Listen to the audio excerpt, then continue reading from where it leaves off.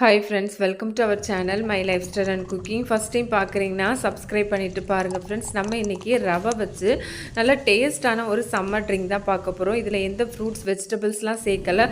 ரொம்ப ஈஸியா செஞ்சிரலாம். வாங்க இது எப்படி பண்ணலாம்னு பார்க்கலாம். இது செய்கிறதுக்கு சின்ன பாத்திரம் எடுத்துருக்கிறேன். இதில் 1 டீஸ்பூன் அளவுக்கு சியா சீட் வந்து சேர்த்துக்கலாம். சப்ஜாவோ சியாவோ எது வேணாலும் சேர்த்துக்கலாம். இது கூடவே தேவையான அளவு தண்ணி சேர்த்து நம்ம இதை வந்து ஊற வச்சிடலாம். சியா சீடாக இருக்கிறனால ஒரு 20 நிமிஷம் ஆகும் ஊறதுக்கு.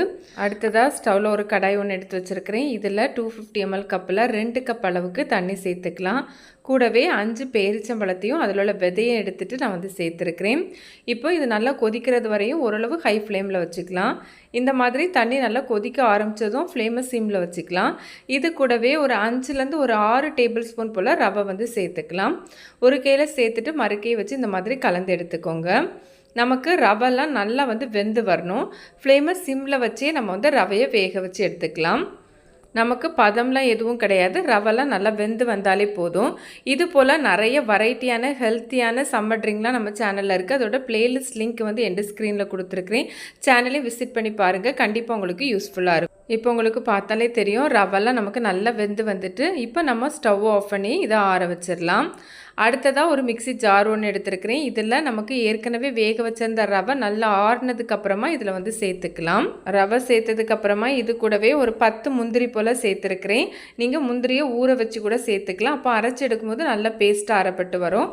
இது கூடவே கொஞ்சமாக பால் சேர்த்து நல்லா பேஸ்ட்டாக அரைச்சி எடுத்துக்கலாம். காய்ச்சி ஆற வச்சதுக்கப்புறமா ஃப்ரிட்ஜில் வச்சு ஜில்லுன்னு கூட சேர்த்துக்கலாம். இந்த மாதிரி நல்லா பேஸ்ட்டாக அரைச்சி எடுத்துக்கோங்க. நான் இங்கே வந்து முந்திரி பருப்பு வந்து ஊற வைக்காமல் சேர்த்து அரைச்சதுனால தான் அது வந்து கொஞ்சம் அரைப்படாமல் இருந்த மாதிரி இருக்குது. இதுவுமே சாப்பிட்றதுக்கு நல்லாவே இருக்கும். இது போல் ரெடி பண்ணி எடுத்துக்கோங்க. இப்போ இதை வந்து வேற ஒரு பாத்திரத்துக்கு மாற்றி எடுத்துக்கலாம். அடுத்ததாக இது கூடவே 1/2 லிட்டர் அளவு வந்து பால் வந்து சேர்க்கணும். ஃபஸ்ட்டு கொஞ்சம் சேர்த்து நல்லா வந்து கட்டி எதுவும் இல்லாமல் ஸ்மூத்தாக கரைச்சி எடுத்துக்கலாம். கரைச்சி எடுத்ததுக்கப்புறமா அடுத்து வந்து நம்ம வந்து பால் சேர்த்துக்கலாம். இந்த மாதிரி நல்லா கரைச்சி எடுத்ததுக்கப்புறமா இதில் மீதி இருக்கிற பாலையும் சேர்த்துக்கலாம். நீங்கள் உங்கள் தேவைக்கு தக்கன பால் வந்து சேர்த்துக்கலாம். கொஞ்சம் கட்டியாக வேணும்னா குறைச்சி சேர்த்துக்கலாம். இல்லை நல்லா தண்ணி மாதிரி வேணும், லிக்யூடாக வேணும்னா கொஞ்சம் கூட எக்ஸ்ட்ராவாக சேர்த்துக்கலாம். சேர்த்து நல்லா கலந்து எடுத்துக்கோங்க. இந்த மாதிரி நல்லா கலந்து எடுத்ததுக்கப்புறமா நம்ம இங்கே இனிப்புக்கு வந்து நாட்டு சக்கரை வந்து சேர்த்துக்கலாம். நான் இங்கே வந்து 1/4 கப் அளவு நாட்டு சக்கரை வந்து சேர்த்துருக்கிறேன். நீங்கள் உங்கள் தேவைக்கு தக்கன கூட்டியோ குறைச்சோ கூட சேர்த்துக்கலாம். இல்லைன்னா வெள்ளை சக்கரை கூட நீங்கள் வந்து வேணும்னா சேர்த்துக்கலாம். சேர்த்து இந்த சக்கரை நல்லா கரைஞ்சி வர்ற மாதிரி கலந்து எடுத்துக்கலாம்.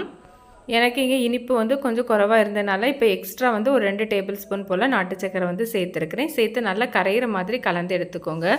இது டேஸ்ட் ரொம்பவே நல்லாயிருக்கும் ஃப்ரெண்ட்ஸ். கண்டிப்பாக ஒரு முறையாவது ட்ரை பண்ணி பாருங்கள். நான் இங்கே ஃப்ரூட்ஸ் வெஜிடபிள்ஸ்னு எதுவுமே சேர்க்கலை. நீங்கள் வந்து உங்களுக்கு தேவைப்பட்டதுன்னா வாழைப்பழம், மாம்பழம் கூட நம்ம வந்து மிக்சியில் ரவை சேர்த்து அரைச்சோம்ல அந்த டைமில் வந்து சேர்த்து அரைச்சி எடுத்துக்கலாம். இந்த மாதிரி நல்லா கலந்து எடுத்ததுக்கப்புறமா இதில் 1 டேபிள் ஸ்பூன் மட்டும் நான் வந்து ஜவ்வரிசி வந்து வேக வச்சு சேர்த்துருக்கிறேன். இது ஆப்ஷனல் தான், இருந்தால் சேர்த்துக்கோங்க, இல்லைனா ஸ்கிப் பண்ணிக்கோங்க. இதெல்லாம் சேர்த்து நல்லா கலந்து எடுத்துக்கலாம். பார்த்தீங்கனாலே தெரியும் நல்லா க்ரீமியாக செம்ம சூப்பரான டேஸ்ட்டாக இருக்கும் ஃப்ரெண்ட்ஸ். இது கூடவே கடைசியாக நம்ம ஏற்கனவே ஊற வச்சு வச்சுருந்த சியா சீடையும் நம்ம வந்து சேர்த்துக்கலாம். சேர்த்து நல்லா வந்து கலந்து எடுத்துக்கலாம். இந்த மாதிரி சம்மர் டைம்லலாம் சப்ஜா சியா சீட்லாம் எடுக்கிறது ரொம்ப நல்லது.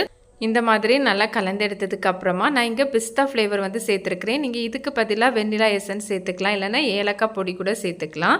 கொஞ்சமாக அந்த மாதிரி சேர்த்து நல்லா கலந்து எடுத்துக்கலாம். பார்க்கவே ரொம்ப சூப்பராக இருக்குது. அது மாதிரி டேஸ்ட்டுமே ரொம்ப நல்லாயிருக்கும் ஃப்ரெண்ட்ஸ். கண்டிப்பாக இப்போ ஸ்கூல்லேருந்து வர பசங்களுக்கு இது போல் செஞ்சு கொடுத்து பாருங்கள். நல்ல வயிறும் ஃபில்லிங்காக இருக்கும். ஆசையாக கேட்டு வாங்கி சாப்பிடுவாங்க. அடுத்ததாக இது கூடவே ஃபைனலாக கொஞ்சமாக ஐஸ் க்யூப்பும் போட்டு கப்பில் வந்து மாற்றி எடுத்துருக்கிறேன் ஃப்ரெண்ட்ஸ். கண்டிப்பாக நீங்களும் இந்த ரெசிபியை ட்ரை பண்ணி பாருங்கள். ட்ரை பண்ணி பார்த்துட்டு உங்களுக்கு எப்படி வந்ததுன்னு மறக்காமல் கமெண்ட்ஸ் பண்ணுங்க.